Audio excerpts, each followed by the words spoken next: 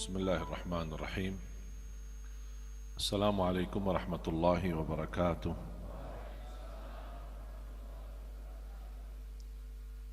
الحمد لله رب العالمين. أشهد أن لا إله إلا الله وحده لا شريك له ولي الصالحين، وأشهد أن سيدنا ونبينا محمدا عبد الله ورسوله الصادق الأمين. اللهم صل وسلم وبارك على سيدنا محمد وعلى آله وصحبه ومن تبعهم بإحسان إلى يوم الدين. اللهم علمنا ما ينفعنا وانفعنا بما علمتنا وزدنا علما وتقى. Para hadirin kaum muslimin muslimat, mukminin mukminat,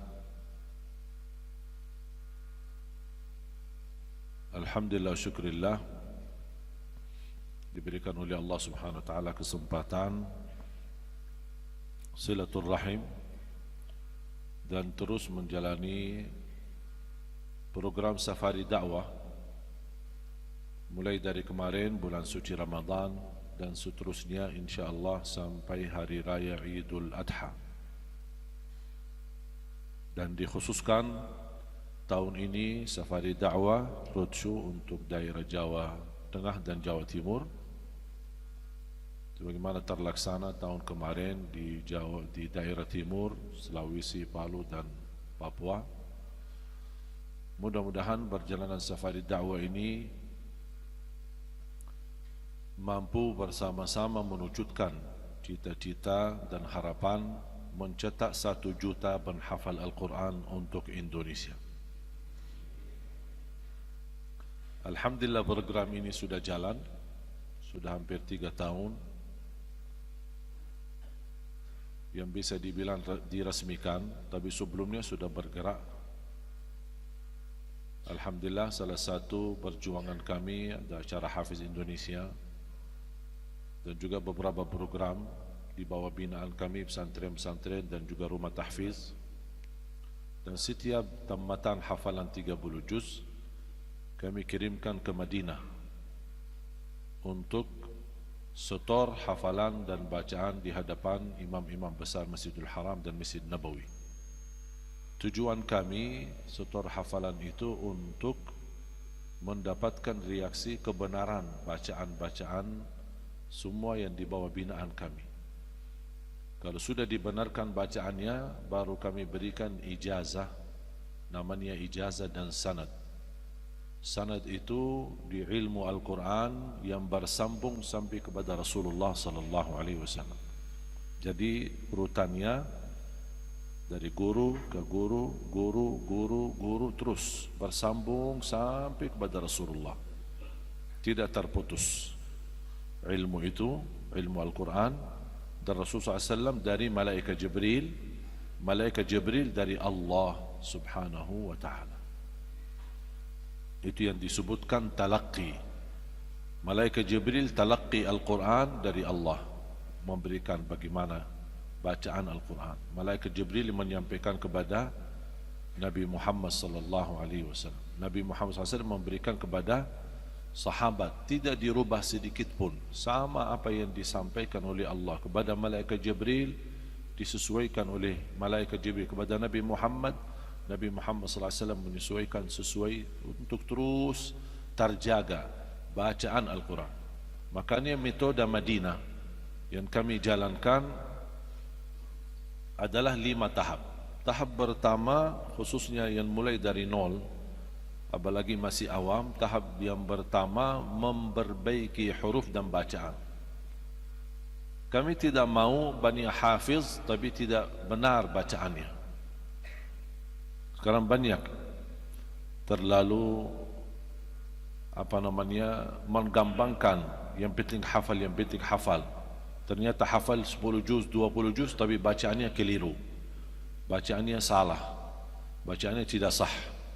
Dan ulama dan guru-guru kami tidak membolehkan, bahkan mengharamkan belajar Al-Quran tambah talaqi.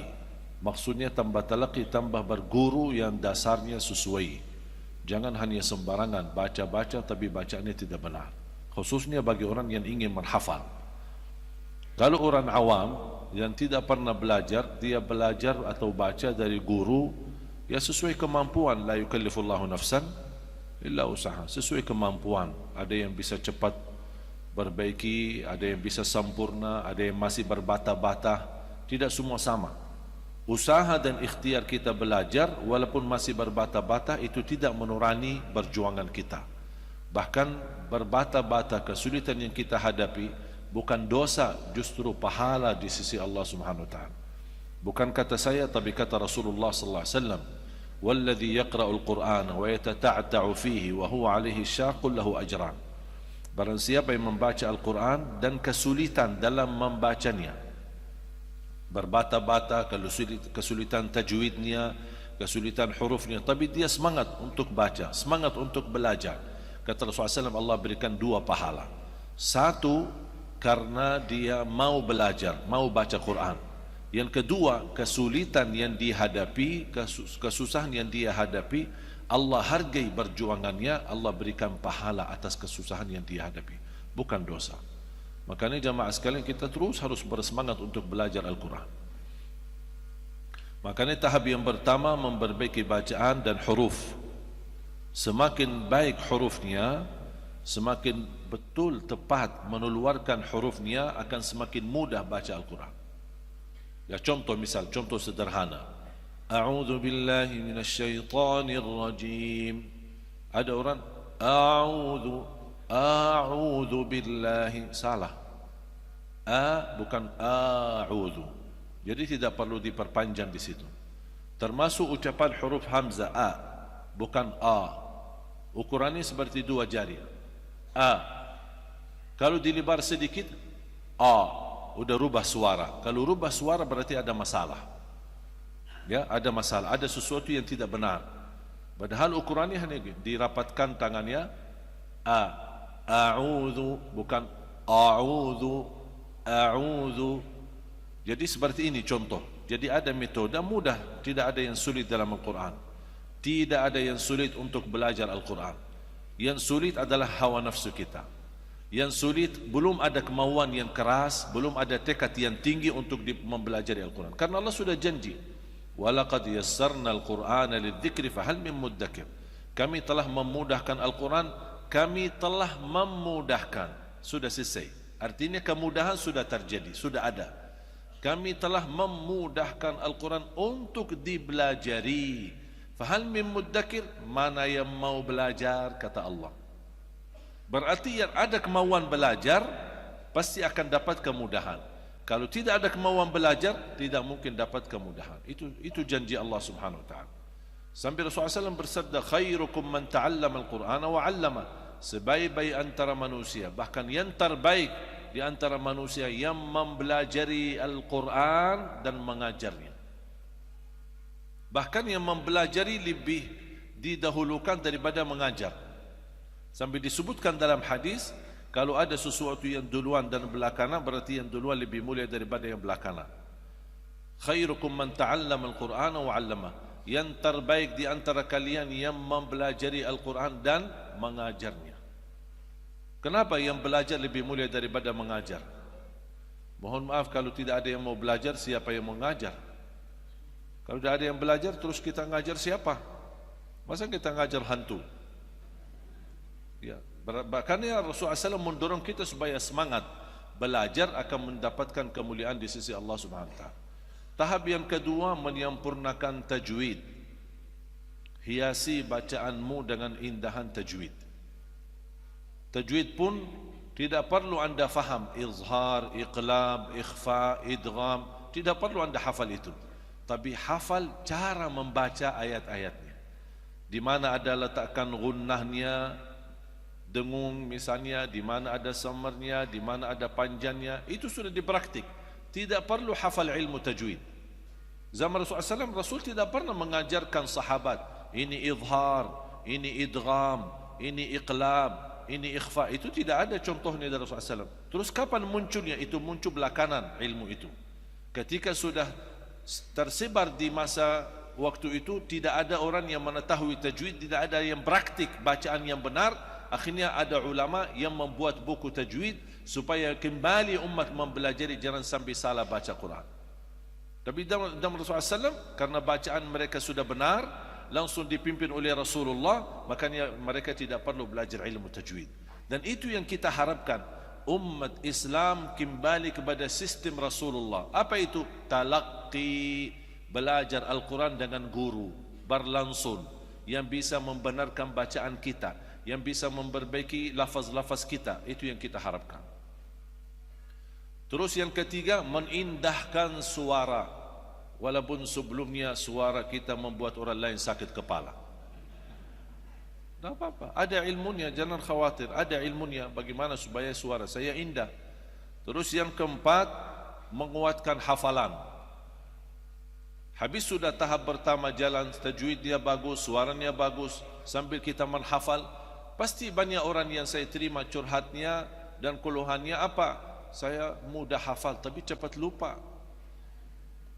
Gimana? Ada enggak ilmunya supaya saya bisa bertahan hafalan? Ada ilmunya, jangan khawatir.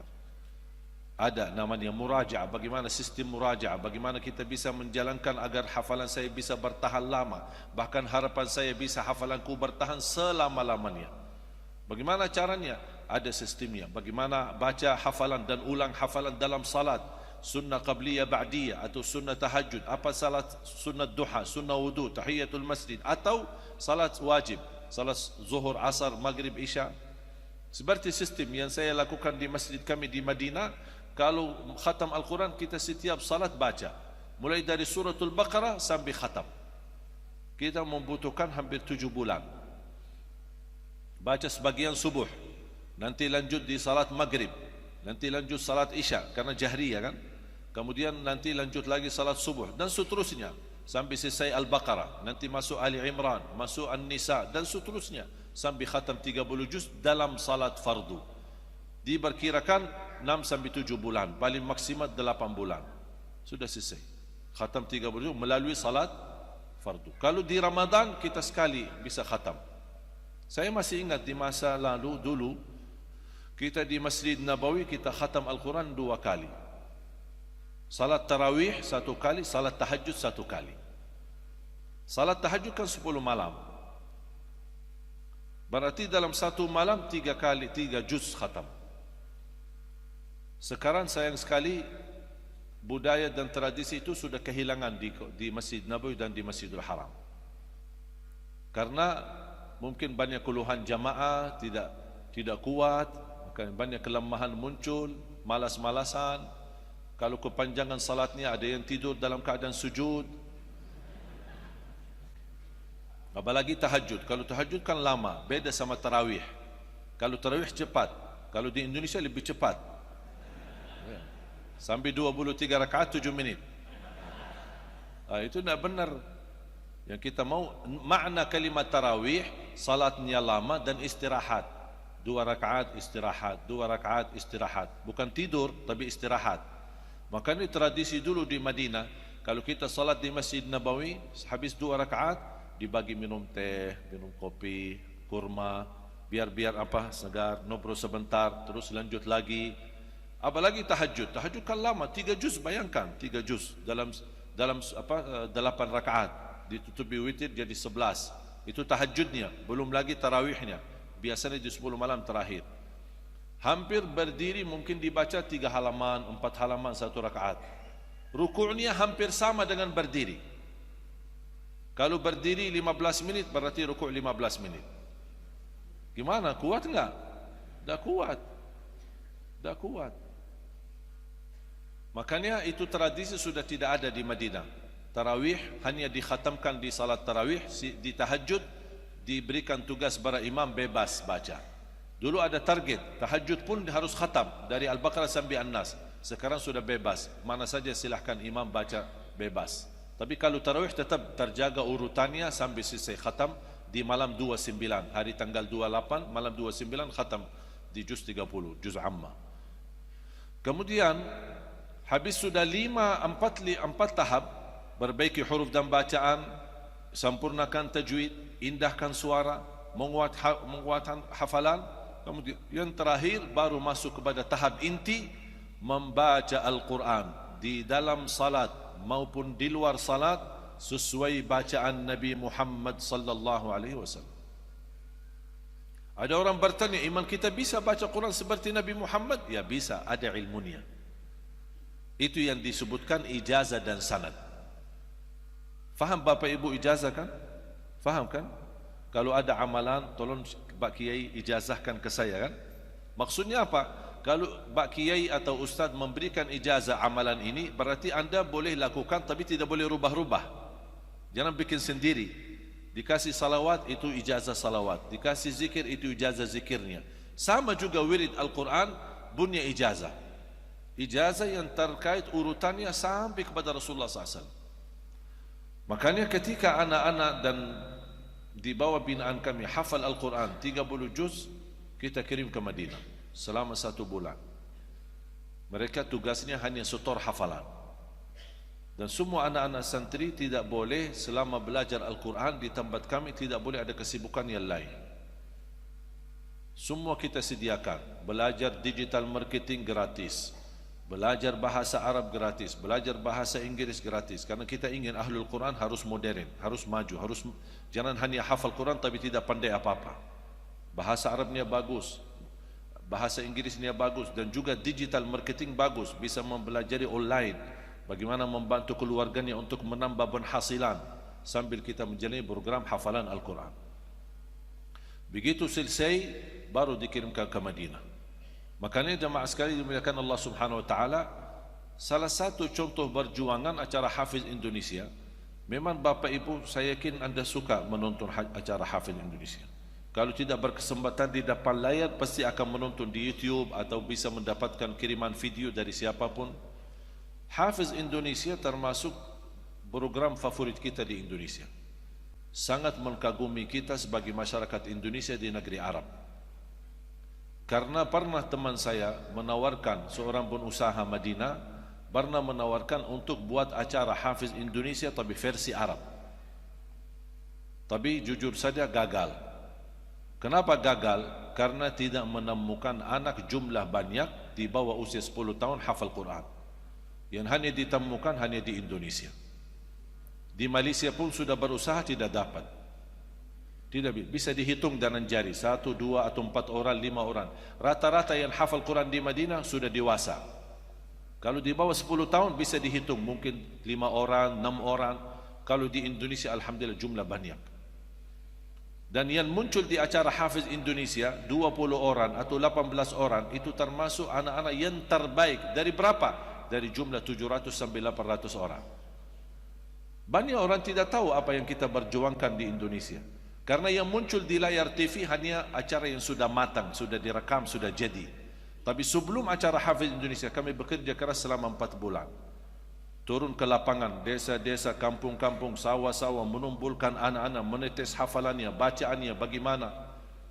Sampai kita betul mendidik mereka. Ada doktor umum, ada doktor anak-anak, ada doktor psikologi jiwa bersama tim kami untuk melayani mereka. Kesihatan mereka harus terjaga, makanan yang sehat, minuman yang baik, semua kita aturkan. Tempat tidurnya yang nyaman.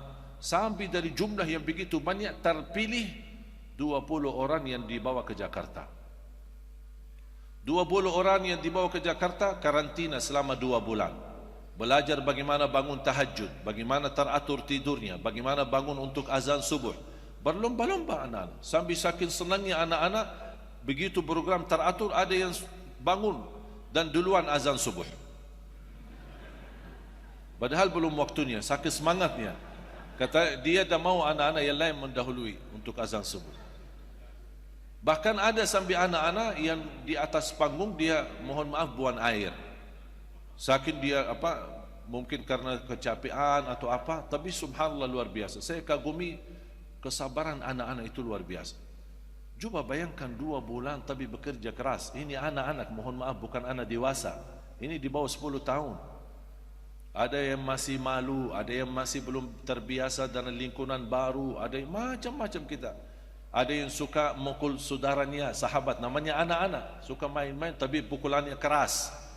Barangkali di kampungnya 2 orang berkelahi sama orang lain.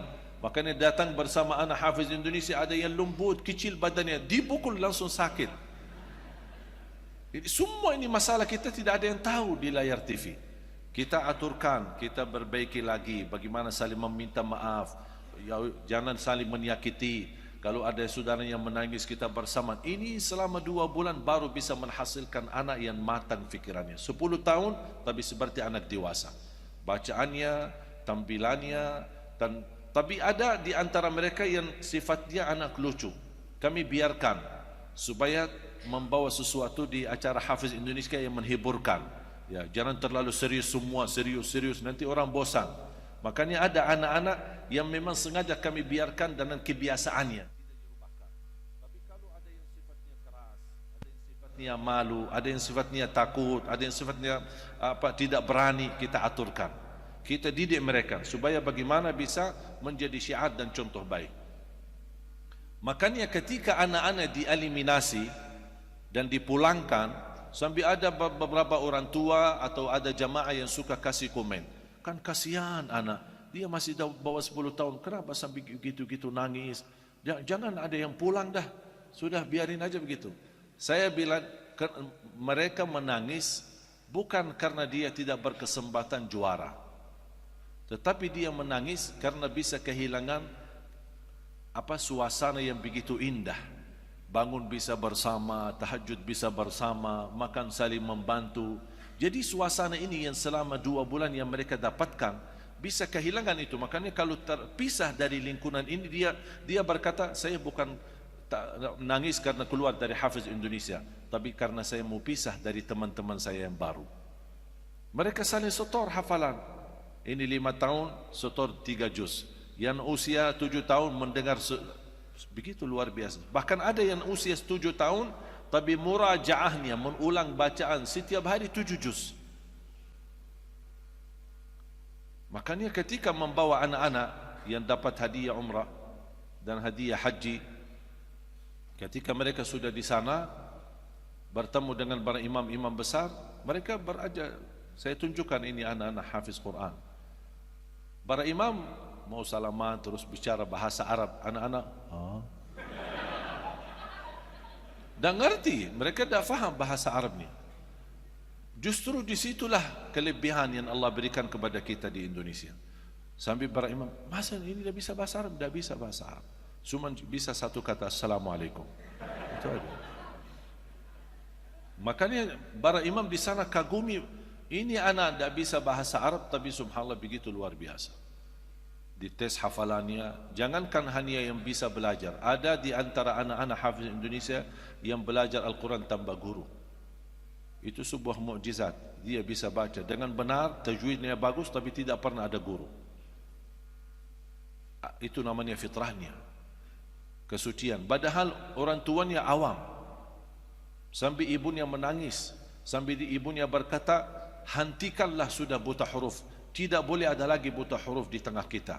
Tidak boleh ada lagi masyarakat yang tidak bisa baca Al-Quran. Begitu mereka semangat dengan anaknya sendiri. Ada yang juga dalam kondisi yang tidak normal. Ada yang buta, ada yang cacat, ada yang tubuhnya macam-macam, ada yang otaknya bermasalah. Tapi subhanallah, seperti Alana, seperti Naja, ini luar biasa. Belum lagi banyak yang lain yang tidak berkesempatan tampil di acara Hafiz Indonesia. Wallahi jamaah sekalian, ini anugerah besar dari Allah untuk Indonesia. Tidak dimiliki oleh negara Arab. Makanya selalu saya meyakinkan dan selalu saya diberikan oleh Allah petunjuk, dan Allah tunjukkan kemukjizatan, Allah tunjukkan kepada saya Indonesia masih memiliki banyak kelebihan. Dan semakin berjuangan, semakin kami menghadapi tantangan, termasuk sepanjang acara kami sebelum tampil di acara di TV, tidak ada yang mensponsori kita. Itu semua biaya sendiri, tidak ada yang mensponsori kita. Bagaimana kita menghadirkan mereka, bagaimana tiket mereka, bagaimana, ini perjuangan tidak mudah. Begitu sudah dimatangkan acaranya dan sudah mulai tampil di acara Hafiz Indonesia hari pertama, baru datang sponsor-sponsor untuk mencari keuntungan. Ya, sponsor itu ya, fikir sponsor lillahi ta'ala. Tidak ada sponsor lillahi ta'ala. Yang lillahi ta'ala yang saya percaya dan yakin adalah masyarakat yang percaya Al-Quran, masyarakat yang mencintai Al-Quran, yang hatinya dermawan, ingin hanya menitipkan amal salih yang bisa bermanfaat baginya dan nanti di hadapan Allah Subhanahu wa taala. Dia bisa membawa hartanya, wakafnya menjadi saksi baik yang insyaallah menjadi amal salih dan sedekah jariah yang tidak terputus pahalanya sampai hari kiamat. Dia tidak bisa hafal Quran, tapi karena dorongan, bantuan, dia selalu terlibat dalam perjuangan Al-Quran, dia datang hari kiamat bergabung sama ahlul Quran di hadapan Allah Subhanahu wa taala. Selalu saya berkata sama jemaah optimis, kalau anda merasa dirinya gagal menjadi penghafal Al-Quran, masih anda bisa menjadi ahlul Quran, walaupun melalui zakat kita, sedekah kita, wakaf kita, apa saja yang kita bisa bantu. Tunjukkan kepada Allah, ya Allah mohon maaf, saya tidak bisa menghafal Al-Quran, tapi inilah bagian dari perjuangan kami menjadi saksi baik di hadapanmu hari kiamat. Makanya jemaah sekalian, di dalam program berjalan safari dakwah kami, semua kami melibatkan semua jemaah tanpa kecuali. Saya tidak menunggu anggaran dari pemerintah. Salah satu contoh program, saya membuat satu Quran pertama kali di dunia. Ada orang kaget, kok bisa buat Quran? Maksud saya buat Quran apa? Saya bukan buat Quran, Quran kan turun dari Allah SWT. Yang saya maksud Quran Braille digital. Yang faham orang tunanetra, faham kan tunanetra?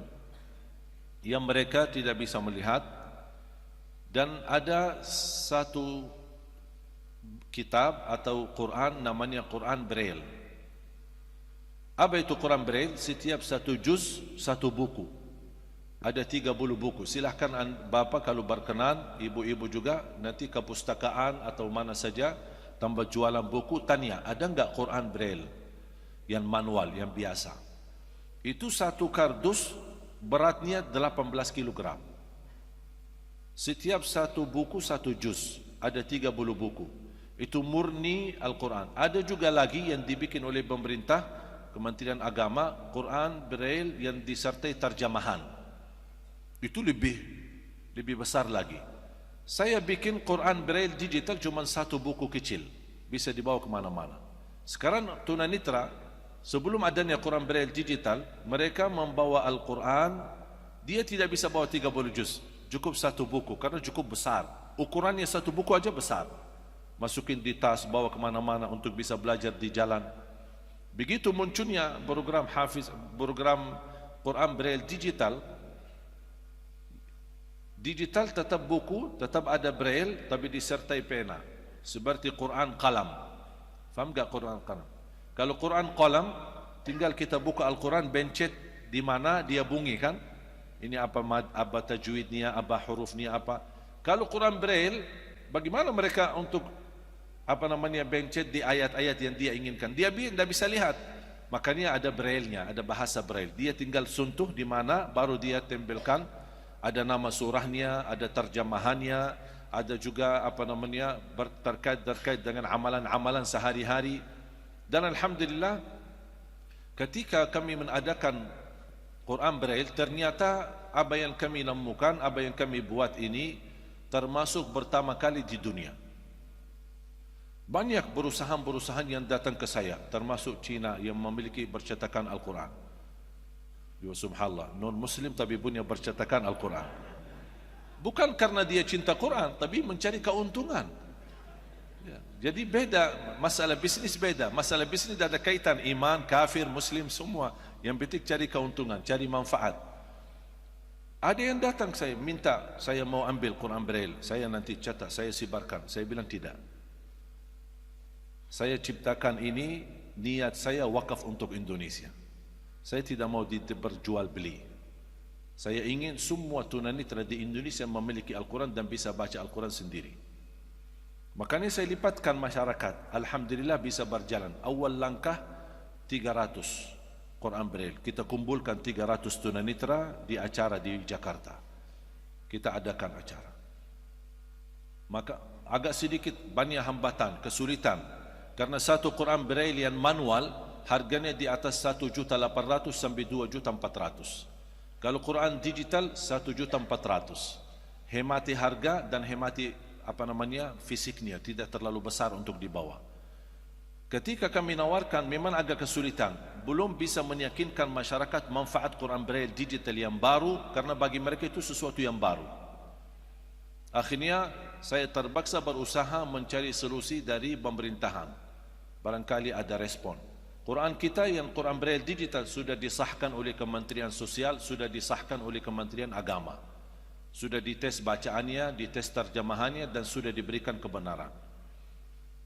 Ketika bertemu dengan beberapa pejabat, ada sebagian yang meresponi, tapi tidak seberapa, dan ada yang tidak merespon.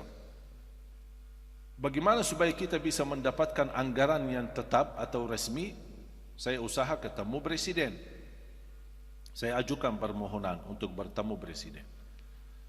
Alhamdulillah sekian minggu dapat respon, saya hadir ke istana, saya dipertemukan sama Pak Luhut waktu itu.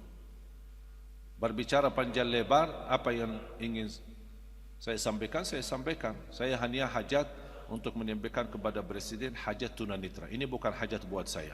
Kalau saya tidak perlu Presiden, saya tidak perlu siapa-siapa.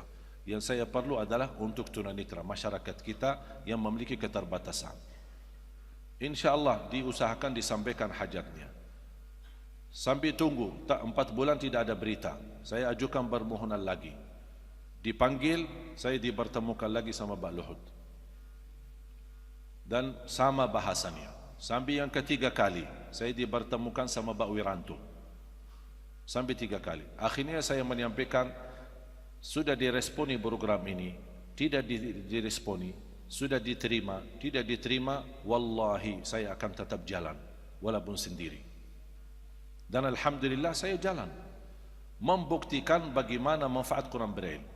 Mulai dari 300, alhamdulillah 6 bulan kemudian Allah SWT memberikan anugerah dan kemudahan, terlipat banyak jamaah yang percaya dan sudah mulai disalurkan infak dari sedekahnya.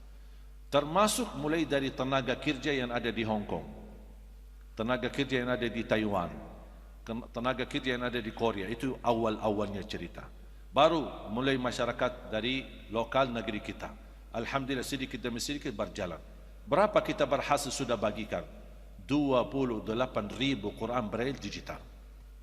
Sudah habis berapa biaya? 24 miliar. Dan itu semua bukan anggaran dari kerajaan Arab, bukan anggaran dari siapa-siapa. Murni Quran dibuat di Indonesia dan bantuannya pun dari Indonesia dan untuk orang Indonesia. Termasuk program hafalan Al-Quran. Kenapa saya meyakini? Karena saya memiliki pengalaman dalam berjuangan. Apapun hambatannya, apapun halangannya, wallahi akan dapat sukses dan berhasil. Karena orang yang bersama Al-Quran pasti akan dapat pertolongan Allah. Tak mungkin kecewa, tak mungkin gagal, tapi sabar. Sabar. Makanya cita-cita saya mencetak 1 juta penghafal Al-Quran. Dan program ini sudah jalan, bukan baru mau jalan, sudah jalan. Dan sudah banyak anak-anak yang kami kirim ke Madinah. Sekalian umrah, sekalian bertemu dengan imam-imam besar. Tapi mohon maaf, angka ini cukup besar dan angka yang cukup panjang perjuangannya. Cita-cita saya, semua masjid InsyaAllah memiliki imam penghafal Al-Quran yang bacaannya sesuai bacaan Nabi Muhammad SAW. Makanya setiap tahun bulan suci Ramadan saya menhadirkan adik-adik kandung, kemudian saudara-saudara, sahabat dari tanah suci Makkah dan Madinah. Saya tugaskan mereka jadi imam tarawih, bagikan ke masjid-masjid, ke daerah-daerah. Buat apa? Pertama, imam tarawih, supaya masyarakat belajar tarawih yang seperti ini apa. Bukan maksudnya kita harus panjang-panjang, boleh baca pendek, tapi salat yang tumaknina, jangan kejar-kejaran salatnya. Bukan kejar-kejaran tarawih, salat yang tumaknina walaupun bacaannya sedikit. Saya menghadirkan 5 adik kandung saya, karena jumlah adik-adik saya 12, timnas. Dan kami sudah siap, sudah saya sampaikan ke Presiden, kalau timnas belum bisa berjuara, insyaAllah adik-adik saya siap untuk ganti timnas. Ya, kita pandai pemain bola. Almarhum Ustaz Arifin Ilham, pernah beliau ajak saya main bola di futsal di Sentul. Kemudian Ustaz Arifin minta dibagi, saya melawan beliau. Jadi saya punya klub sendiri, beliau punya klub sendiri. Saya sekali tindak bola dari tengah langsung masuk gol.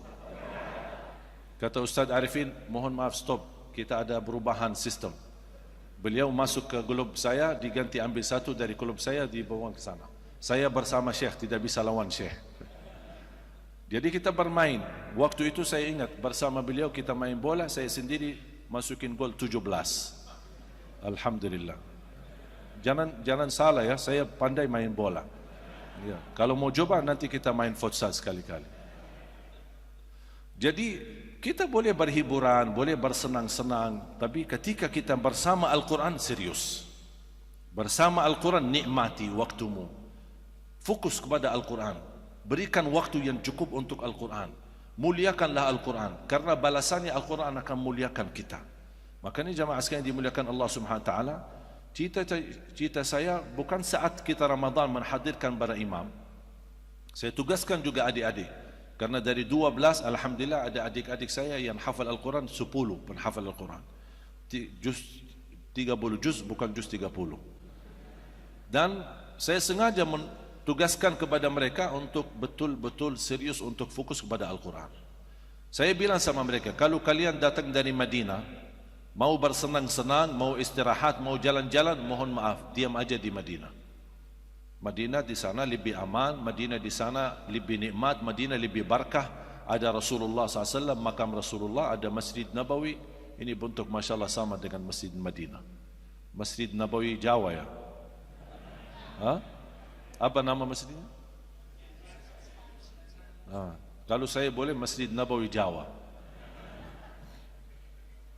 Jadi saya menghadirkan mereka dan alhamdulillah mereka menjalani tugas dengan sebaik-baiknya. Walaupun sementara yang hadir 5, insyaAllah saya masih merayu yang lain, termasuk ayah dan ibu. Saya mengajak mereka bisa hadir di sini untuk memperjuangkan Al-Quran. Termasuk 2, yang 5 ini, 1 yang perempuan. Saya sudah jodohkan sama orang Indonesia di Jakarta. Kemudian yang 4 laki, 2 bawa istrinya masing-masing dari Arab. Yang 2 lagi saya nikahkan sama orang Indonesia. 1 orang Lombok, 1 orang Sesarwa di Jawa Barat. Bu, jangan khawatir, masih ada lagi bu. Bahkan saya dorong adik-adik saya semuanya kalau boleh masing-masing istrinya 4. Dan setiap istri melahirkan 1 lusin. Coba bayangkan, 1 keluarga 48 anak-anak. Dikali 4, Masya Allah, 4, dikali 12 saudara, sudah. Coba bayangkan berapa banyak manfaatnya. Mohon maaf, ini hukum khusus buat keluarga kami ya, yang lain jangan. Jamaah sekalian dimuliakan Allah Subhanahu wa taala, di antara cita-cita saya, insya Allah saya yakin akan terwujud. Bapak Ibu akan mendengar pengumuman besar. Imam dan khatib salat Idul Fitri dan Idul Adha, penghafal Al-Quran 30 juz, Presiden Republik Indonesia. Saya yakin itu. Saya yakin akan terwujud. Kalau itu pun tidak berhasil, terpaksa saya maju, saya siap maju. Tak ada apa-apa. Betul kan? Ingin harapan saya selalu berdoa di setiap kesempatan doa. Ya Allah, aku mohon jangan cabut nyawa saya sampai Indonesia menjadi negara Al-Quran, sampai terwujud 1 juta penghafal Al-Quran. Makanya jamaah sekalian, kita harus optimis. Saya yakin ke depan Indonesia lebih baik. Siapapun presiden kita, saya yakin dan percaya Indonesia insya Allah lebih baik. Bukan karena presidennya, bukan karena pemerintahannya, tetapi karena niat baik kita. Niat yang tulus bersama Al-Quran akan Allah turunkan pertolongannya. Itu saja syaratnya. Mau enggak Allah tolong Indonesia? Mau Allah jadikan Indonesia baldatun tayyibatun rabbun ghafur?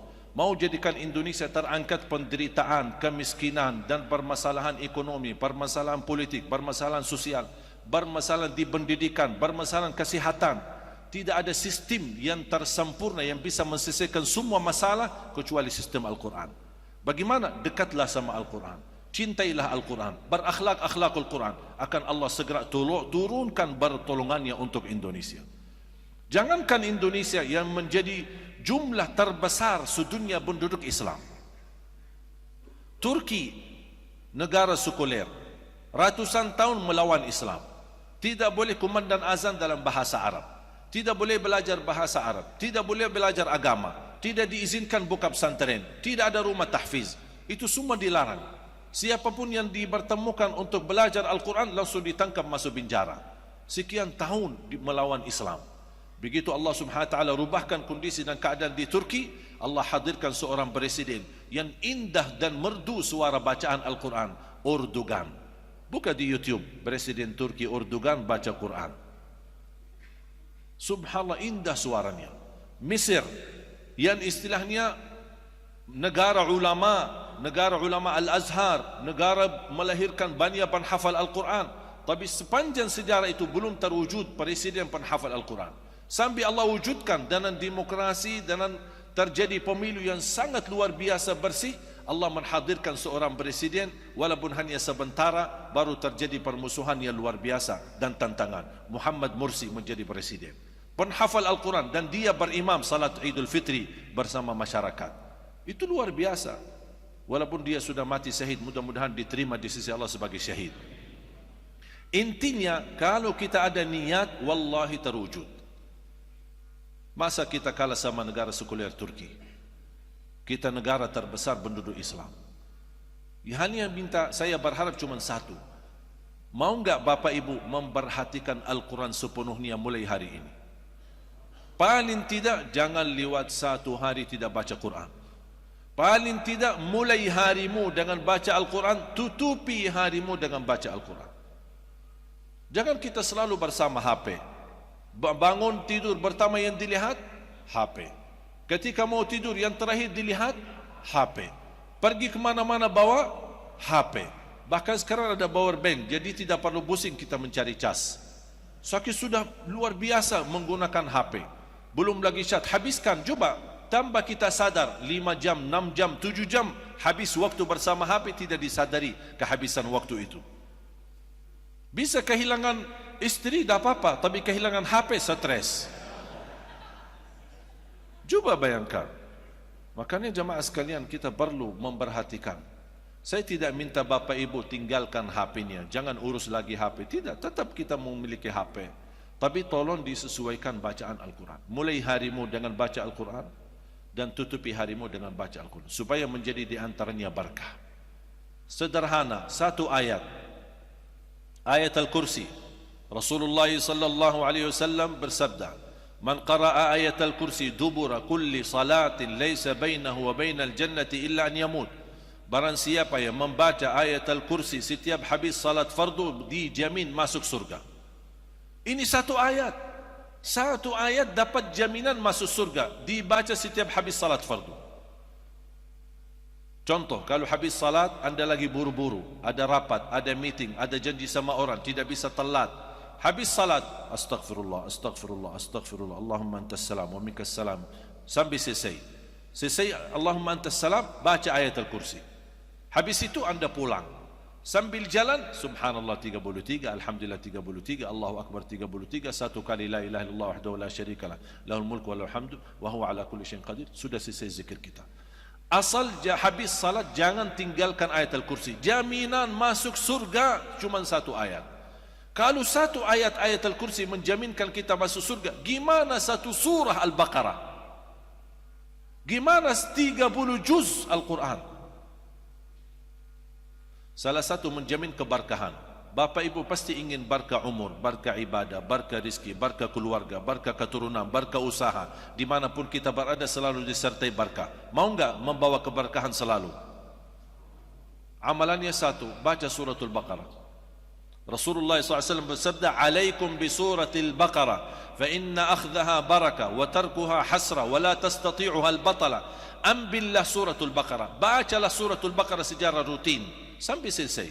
Tidak khatam satu hari tak apa-apa, lanjut lagi, lanjut lagi besoknya, lanjut lagi besoknya sampai khatam. Begitu khatam, ulang lagi. Kata Rasulullah SAW, barang siapa yang membaca suratul Baqarah, dia telah membawa keberkahan. Dan barang siapa yang meninggalkan suratul Baqarah akan nyesal. Mau enggak jadi orang nyesal? Makanya jagalah suratul Baqarah.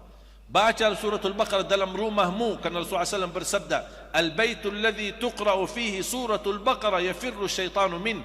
Rumah yang di dalamnya dibacakan suratul Baqarah, syaitan bakal lari, kabur, tidak kuat bertahan di dalam rumah yang dibacakan dalamnya suratul Baqarah.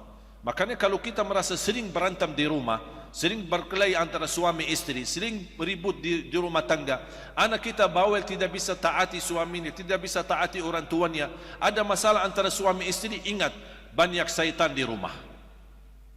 Semua keributan dalam rumah gara-gara banyak syaitan di rumah. Gimana cara obatinya untuk mengusir syaitan? Jangan ke tukang dukun datang.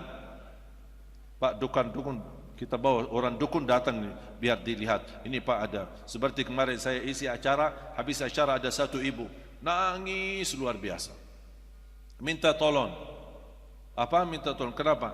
Minta saya mampir ke rumahnya. Ada apa di rumahnya? Katanya rumah saya ada hantu. Kata siapa? Ada satu orang. Dia datang ke rumah saya. Makanya saya tidak berani masuk ke rumah itu.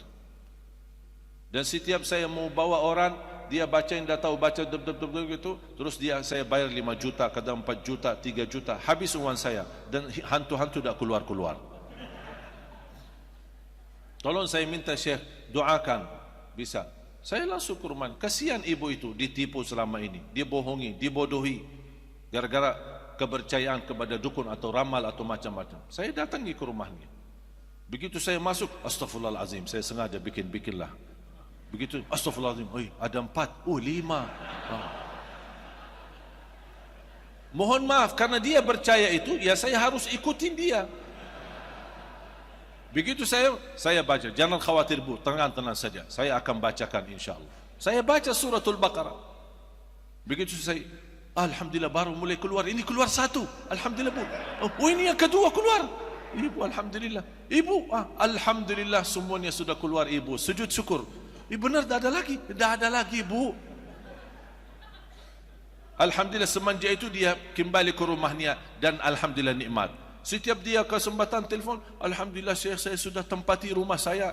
Ibu dah ada lagi hantu, dah ada lagi. Kan Syekh sudah usir mereka. Maaf, dia percaya begitu, mau bilang apa lagi? Soalnya kadang-kadang ada orang yang tidak suka kita terlalu jujur. Kita mau jujur, ibu tidak ada hantu di rumah, tidak ada apa-apanya, jangan percaya itu. Masa? Tidak percaya. Makanya kita harus akalin, itu akalnya seperti itu, ya kita masukin akalnya. Jadi kita harus tahu ketika berbicara sama orang, atau harus tahu bagaimana cara fikirannya, bagaimana prinsipnya, bagaimana biar kita masuk. Contoh, saya sekarang sudah masuk ke 11 tahun di Indonesia. Salah satu yang saya belajari prinsip orang Indonesia. Orang Indonesia tidak suka ribet. Orang Indonesia suka yang mudah. Termasuk amalan, ibadah, zikir, apa saja. Orang Indonesia suka yang mudah. Mudah diingat, mudah dihafal, mudah diamalkan dan masuk surga. Itu sudah orang Indonesia. Ya, orang Indonesia tidak ribet-ribet panjang ini. Termasuk salat, tidak suka panjang-panjang. Mau yang enak, sederhana. Tarawih kalau boleh jangan cepat tapi ayatnya sedikit-sedikit, tidak apa-apa. Orang itu, qulhu kalau bisa dibagi 2 terima kasih. Makanya saya hafal prinsip orang Indonesia. Saya selalu berusaha apa yang saya sampaikan selalu sederhana, selalu bisa diterima, selalu masuk akal, bisa diamalkan. Termasuk saya buat satu buku 20 amalan ringan tapi pahalanya sangat menakjubkan. Kalau dari segi bisnis kita suka berdagang yang sedikit tapi keuntungan besar. Termasuk sama beribadah, harus berfikir dari segi bisnis. Saya mau ibadah yang sederhana tapi pahalanya besar. Makanya saya bikin buku ini. Buku ini tidak laku di Arab tapi laku di Indonesia. Suka ini. Orang Indonesia mau yang mudah, ya saya kasih yang mudah. Itu bukan prinsip saya, itu prinsip Rasulullah sallallahu alaihi wasallam. Rasul suka selalu membawa kemudahan untuk umatnya. Rasul tidak suka yang beban umatnya. La yukallifullahu nafsan illa. Rasul sallallahu alaihi wasallam suka memberikan sesuatu yang mudah. Kalau ada 2 pilihan, ada yang baik, ada yang mudah, Rasul ambil yang mudah. Padahal ada yang lebih baik, ada yang lebih baik, tapi Rasul tidak mau. Rasul mengambil yang mudah. Kenapa? Untuk memberikan kemudahan buat umatnya. Dan itu prinsip dakwah saya. Dan selalu saya berdoa. Mulai dari pertama kali saya di sini 2008 belum bisa bahasa Indonesia. Saya selalu berdoa, ya Allah tolong berikan kepada aku bahasa yang bisa difahami. Saya tidak ambil kursus, saya tidak belajar kamus, saya tidak belajar bahasa Indonesia. Saya begitu duduk bersama masyarakat, diketawain, dibodohin, ya ada apa-apa, jalanin aja. Jalanin aja. Bahasa saya lucu-lucu awal-awal, ya ada apa-apa, udah. Jalanin aja. Yang penting saya bisa berhasil, yang penting saya bisa berdakwah, yang penting saya bisa menyampaikan bermanfaat. Makanya saya pertama diajarin sama teman, apapun diajarin saya hafal. Sampai ada teman saya bilang, dah usah banyak-banyak belajar bahasa Indonesia. Hafal 4 kalimat, semua orang Indonesia gunakan kalimat itu. Kemanapun perginya bawa aja 4 kalimat. Apa kabar, bagus, mau kemana, aku cinta kepadamu. Saya niat baik, tidak tahu bahasanya, tidak tahu artinya. Setiap ketemu orang, assalamualaikum, apa kabar, bagus, mau kemana, aku cinta kepadamu. Ketemu perempuan sama juga bahasanya, apa kabar, bagus, mau kemana, aku cinta kepadamu. Nah apa ini itu orang itu. Tapi subhanallah tidak duga dan tidak nyangka 2008 masuk 2009 sedikit-sedikit bisa bahasa Indonesia. 2010 sudah mulai alhamdulillah lebih baik. Sampai pertama kali saya isi di TV TPI almarhum. Kan sudah ada TPI kan? Sudah almarhum. Kemudian masuk MNC, TVRI, Trans 7, kemudian TV One Damai Indonesiaku, kemudian Kultum di acara RCTI sama acara Hafiz Indonesia. Allah kasih kemudahan. 2011 saya menerima penghargaan dan kehormatan dari Presiden Bapak SBY waktu itu. Itulah beliau satu-satunya presiden yang memiliki jasa kepada saya memberikan warga negara Indonesia. Jadi saya menjadi rakyat Indonesia sekarang. Dan ternyata Bapak Ibu menerima warga negara Indonesia memang agak sedikit beban karena syaratnya harus melepaskan warga negara Arab. Saya musyawarah sama guru-guru kami di Madinah. Ini syaratnya saya jadi warga negara Indonesia harus lepas warga negara Arab. Bagaimana saran dan nasihat? Kata mereka nanti di hadapan Allah di hari kiamat tidak ada urusan warga negara. Urusannya di hari kiamat adalah amalan. Allah tidak peduli warga negara siapa, Allah tidak peduli paspor, Allah tidak peduli apa-apa. Allah peduli amalan. Iman, amal, iman, amal. Makanya kata guru saya, bismillah, ambillah warga negara Indonesia. Ternyata ketika mengambil warga negara menjadi lebih beban kewajiban saya untuk Indonesia. Karena saya membawa nama Indonesia, harus menjaga nama baik Indonesia, harus menjaga NKRI Indonesia, harus menjaga kebersamaan dan kebersatuan bendera merah putih, dan juga harus menjaga kebersatuan untuk mewujudkan negara Indonesia menjadi negara Al-Quran. Itu menjadi beban bagi saya. Makanya sekarang terus berjuang, termasuk pemilu. Saya juga ikut pemilu, memilih pemimpin, memilih anggota DPR, memilih anggota MPR, bagaimana kewajiban, dan ini semua menjadi tugas kita bersama, wajib bagi rakyat memberikan, ini kan suara hak kita. Kita berhak untuk memilih pemimpin kita. Ada perbedaan itu wajar. Ada perbedaan pilihan itu wajar, tidak masalah. Tapi yang tidak boleh adalah bermusuhan gara-gara perbedaan. Itu yang tidak saya terima. Anda boleh milih A, milih B, milih 01, milih 02, itu hakmu, hak masing-masing. Tetapi yang tidak boleh terjadi permusuhan gara-gara perbedaan pilihan. Sampai terjadi perang saudara. Sama-sama muslim tapi saling membunuh. Na'udzubillah min zalik. Saya tidak mau itu terjadi di Indonesia. Makanya kita selalu jamaah sekalian menjaga kebersatuan.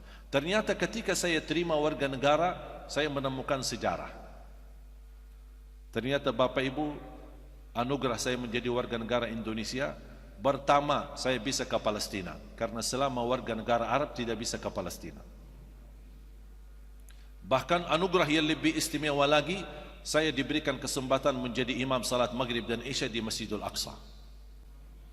Makanya subhanallah, kalau besok-besok Bapak Ibu dengar ada orang Indonesia menimami salat maghrib dan isya di Masjidil Aqsa, itu Ali Jabir. Tidak ada lagi, mana ada orang Indonesia masuk ke sana salat, jadi imam lagi. Kesempatan pertama kali bisa ke Masjidil Aqsa dan pertama kali jadi imam. Alhamdulillah, karunia dari Allah Subhanahu wa taala. Yang kedua, saya menemukan sejarah keluarga. Ternyata saya punya darah keluarga di Indonesia. Tapi ibu saya tidak pernah cerita.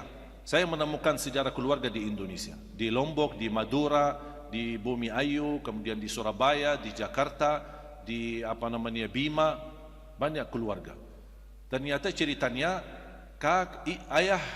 ayah ibu dan kakek ibu, dua-duanya kelahiran Lombok. Kakek ibu saya nikah sama orang Bumi Ayu, istri yang kedua sama orang Madura, istri ketiga sama orang Lombok. Belum yang keempat sudah wafat. Bagaimana beliau wafat? Dibunuh sama penjajah Belanda, karena beliau mampu menyatukan masyarakat Sasak di Lombok untuk melawan penjajah Belanda. Dia membuat penjajahan Belanda pusing, sakit kepala, karena dia orang pemberani, tinggi lagi orangnya. Makanya dibunuh. Dan ada beliau punya makam besar di Ampenan. Makanya ketika saya bertemu Presiden Jokowi, saya sampaikan, saya sebenarnya cucu pahlawan, tapi belum terdaftar. Makanya kembali lagi asal usul saya Indonesia, walaupun mancung. Alhamdulillah, nikmat besar. Sampai saya meyakinkan saya menjadi orang Indonesia ketika saya periksa di rumah sakit, dokternya kaget, subhanallah darahnya merah putih. Alhamdulillah. Makanya jemaah sekalian, ayo mari kita sama-sama mewujudkan cita-cita kita. Saya harap cita ini bukan cita saya sendiri, tapi saya harap menjadi cita kita bersama. Kalau boleh, saya diterima di tengah Bapak Ibu menjadi keluarga besar bersama. Kira-kira diterima? Sahabat baru, saudara baru, kita menjadi satu keluarga, Ahlul Quran, insyaAllah pencinta Al-Quran. Saya begitu bangga dan senang ketika terjadi gerakan 411 dan 212. Sampai umat Islam dari seluruh Indonesia datang ke Monas. Kenapa? Untuk bela Al-Quran. Tapi sayang sekali, yang saya harap, jangan kita hanya membela Al-Quran sesaat.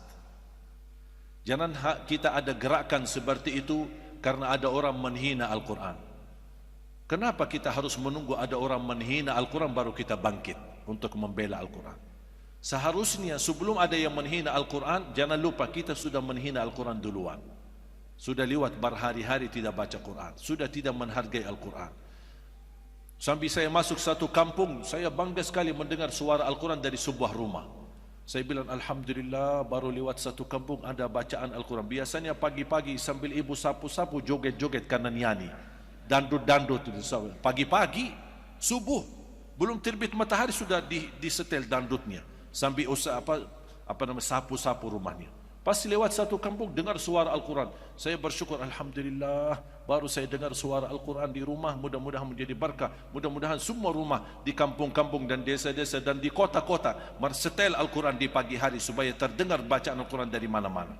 Kata sahabat saya, maaf Ustaz, kayaknya salah faham, ini kemarin ada orang meninggal. Astaghfirullahalazim. Iman Allah turunkan Al-Quran untuk orang meninggal, kan untuk kita yang masih hidup. Gimana kita gunanya? Jangan kita hanya kenal Al-Quran pas ada orang meninggal. Kalau sudah tidak ada orang meninggal, tidak kenal Al-Quran.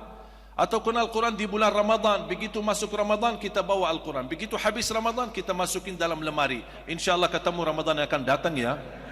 La haula wa la quwwata illa billah. Itulah musibah. Harapan saya, ayo mari kita sama-sama. Saya tidak minta Bapak Ibu hafal 30 juz. Saya minta jangan lewat satu hari tidak baca Quran. Walaupun satu halaman, walaupun satu ayat, buka, baca. Begitu selesai, lanjut lagi nanti habis aktivitas. Begitu setiap anda datang ke masjid, walaupun tidak sempat salat berjamaah karena sudah berjamaah salat duluan. Begitu anda selesai salat sendiri, sebelum keluar dari masjid, baca ayat-ayat Al-Quran. Ambillah Al-Quran, bacalah walaupun sebentar, 5 minit, 10 menit, supaya berkah hidup kita, berkah rizki kita, berkah aktivitas kita. Wallahi jamaah sekalian, anda tidak akan sia-sia hidupnya, tidak akan terlepas dari keberkahan kalau selama bersama Al-Quran. Kira-kira siap?